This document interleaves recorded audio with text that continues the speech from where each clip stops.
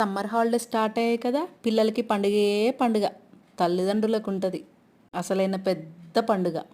టైంకి లేవరు, టైంకి తినరు, టైంకి పడుకోరు, ఎండల్లో ఆడుతారు.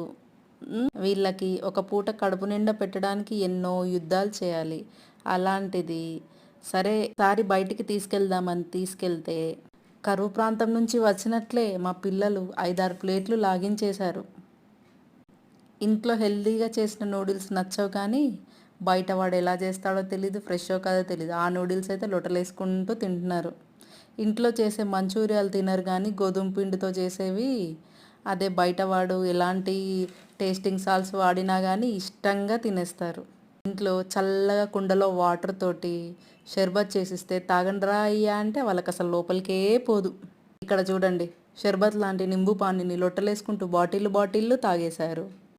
ఇంకా ఫ్రెంచ్ ఫ్రైస్కి వస్తే, ఇంటి దగ్గర ఫ్రెంచ్ ఫ్రైస్ చక్కగా మన చేతులతో కట్ చేసి చేస్తే వద్దు మమ్మీ వద్దు మమ్మీ అని చెప్పేసి పక్కన పెట్టేస్తారు. వాడు 1-2 నెలల నుంచి ఫ్రిడ్జ్లో పెట్టి ఆ తర్వాత డీప్ ఫ్రై చేస్తే ఆ మరిగించిన పాత ఆయిల్లో వీళ్ళు కమ్మగా లొట్టలేసుకుంటూ తినేస్తున్నారు. మనుషులు ఎవరికైనా సరే మంచి అనేది నచ్చదండి. మంచి అనేది అసలు పాకదు. అదే ఒక చెడు చెప్పి చూడండి, వెంటనే రియాక్ట్ అవుతారు, దేశం మొత్తం పాకిపోతుంది. ఫుడ్ కూడా అట్లానే ఉంది చూడండి.